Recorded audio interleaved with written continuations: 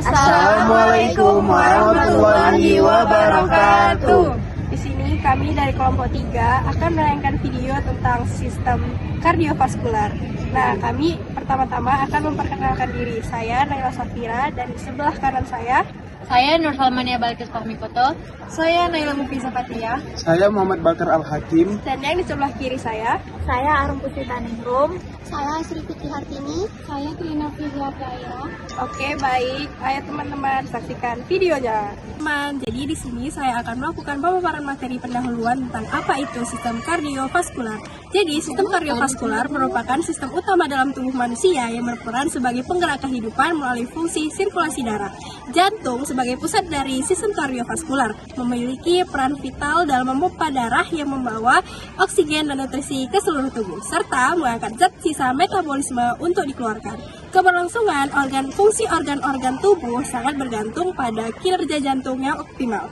Nah, ada nih salah satu gangguan utama yang sering menyerang organ jantung adalah penyakit jantung koroner atau PJK.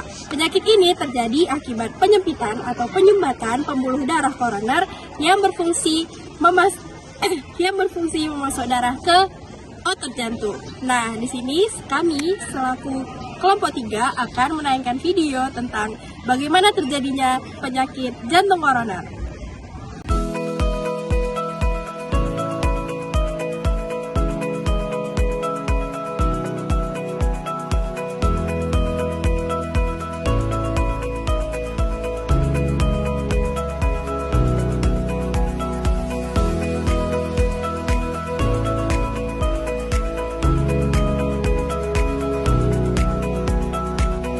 Jantung merupakan organ utama dalam sistem kardiovaskular yang bertanggung jawab untuk memompa darah ke seluruh tubuh. Secara anatomis, jantung terdiri dari 4 ruang, yaitu 2 atrium atau serambi, 2 ventrikel atau beak, yang dipisahkan oleh katup jantung. Katup-katup ini memastikan aliran darah sedarah dan mencegah aliran balik. Fungsi jantung sebagai pompa dipengaruhi oleh kontraksi otot jantung yang dikendalikan oleh impuls listrik dan nodus sinoatrial atau SA dan nodus atrioventrikular atau AV. Terima kasih.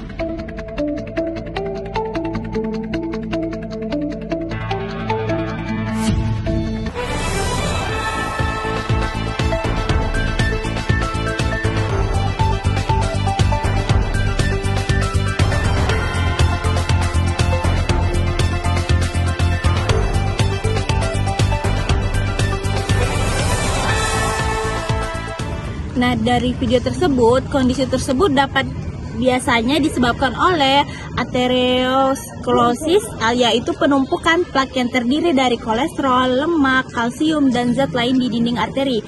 Penumpukan plak tersebut dapat menyebabkan penyempitan arteri, pengurangan aliran darah, dan dalam kasus tertentu, ruptur plak yang memicu pembentukan trombosis. Proses ini menghambat suplai darah ke otot jantung dan dapat menyebabkan komplikasi serius seperti angina pectoris, serangan jantung, atau gagal jantung.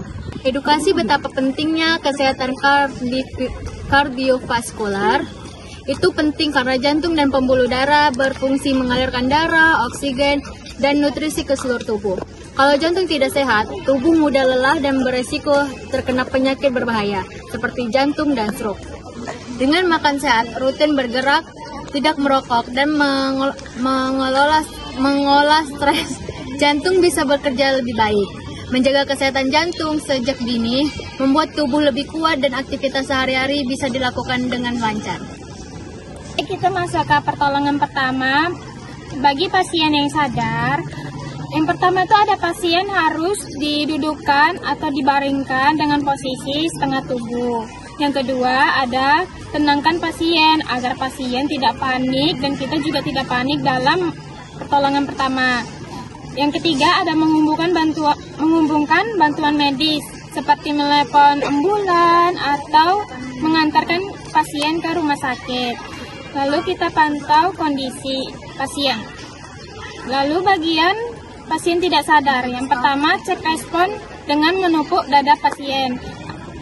Yang kedua ada panggilan bantuan darurat. Yang ketiga periksa napas. Kita lihat dada pasien, apakah dada pasien itu naik turun.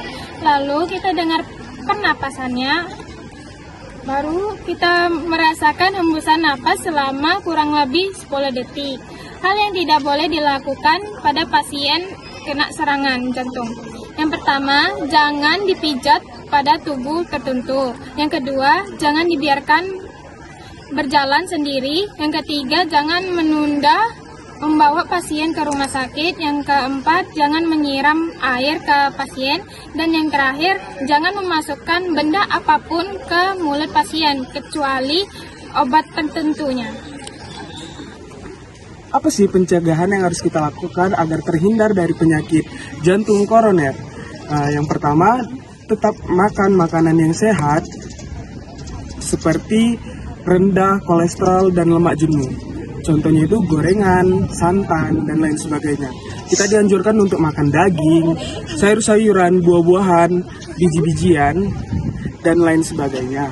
Serta dimasak atau diolah dengan cara direbus, dibakar, atau dikukus. Hindari masakan dengan digoreng. Nah, selanjutnya kita itu harus mengatur pola hidup sehat dengan berolahraga, seperti berenang, berlari, jalan santai, bersepeda di setiap paginya. Yang keempat, kita harus rajin cek kesehatan berkala.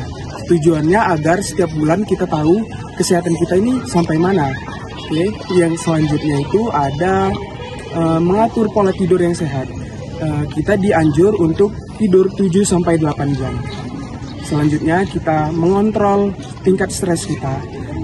Kita caranya dengan melakukan hobi yang kita sukai, baru seperti tadi tidur yang teratur. Itu saja. Dengan memahami peran jantung sebagai pusat kehidupan dalam sistem kardiovaskular, penyakit jantung koroner dapat dipahami sebagai gangguan serius yang mengancam fungsi vital tubuh dan memerlukan perhatian khusus upaya untuk pencegahan serta penanganannya. Maka dari itu, ayo teman-teman kita jaga kesehatan mulai dari sekarang. Oke, berikut adalah penjelasan kami tentang materi sistem kardiovaskular. Nah, kami mohon maaf bila ada kesalahan maupun salah kata dan serta kekurangan. Kami pamit undur diri. Assalamualaikum warahmatullahi wabarakatuh.